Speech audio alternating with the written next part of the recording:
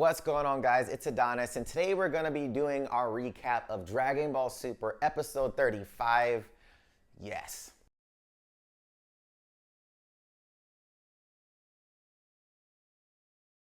So episode 35 is all about Vegeta, which is so dope. We finally get to see him give somebody the hands. So awesome. Some of the really cool things that I liked about this episode. One, he fucked Frost up so quick.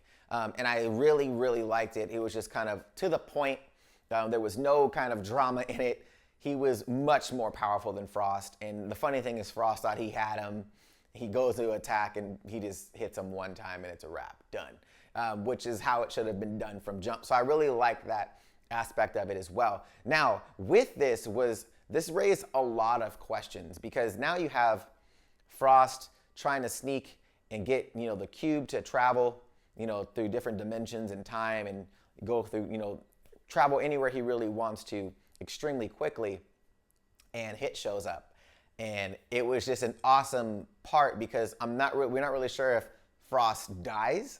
We don't know if he's just knocked out, but Hit does something to him. He does some kind of attack that kind of just leaves this dude on the ground almost lifeless.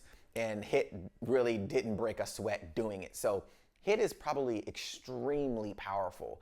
So I really want to see what this looks like when it comes to fighting and who's going to be fighting Hit. So let me know down below what you guys think about that. But I really like that part of the episode. So Magida versus Vegeta gets started, and he's definitely a different opponent than I think Vegeta assumed that he was going to be. He's extremely durable. He has internal lava, I guess, is kind of how his body is fueled off of, which is really interesting. And Vegeta definitely isn't outclassed, but we know that he's one of those guys that wants to build his power as he fights. Him and Goku definitely have that in common. So it's really interesting to see right now his struggle in the environment since Magida is literally heating up the cube that they're in, kind of cooking Vegeta, so to speak. But I really feel like Vegeta's been in really harsh scenarios as far as training goes anyways. Hyperbolic Time Chamber has these crazy, temperature changes and stuff like that. So I don't think it's going to be anything that he can't handle easily. But we'll wait to see what that looks like in the next episode. But one of the things that was brought up in this episode had to do with had to do with Goku, Menaka, and Beerus. So Goku was saying, hey, since I got stabbed and got disqualified, I should be able to re-enter this match. And I kind of figured that early on the last episode, but now we have confirmation that this is the case. He will be re-entered into the match, and he wanted to go last after Menaka. But Beerus was like, no, Menaka goes last. You don't go last. And it was interesting because, Whis was like, how long are you going to wait to not tell him who he actually is? So I'm really interested to see who Menaka is because it could be a couple of things. Maybe it's something that, maybe Beerus kind of made him up. Maybe he isn't as strong as he says he is. So he wants him to go last because he really wants Vegeta or Goku to finish the competition. Or let's say the other side of things, maybe he's the previous God of Destruction in this, in Universe 6. Because he was talking about his ability to destroy a planet fairly easily.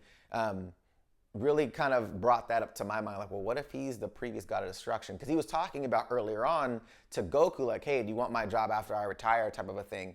So I think it's something that's passed on to the next, able-bodied person. So I'm really curious to see, because I remember when Goku punched Menaka, he didn't budge at all. He just took it in the face.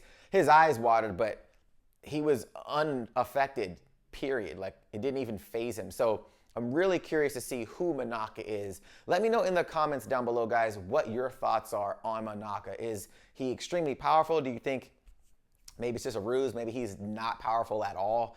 And, Beerus was kind of counting on Goku and Vegeta to kind of finish out the fight, the tournament itself.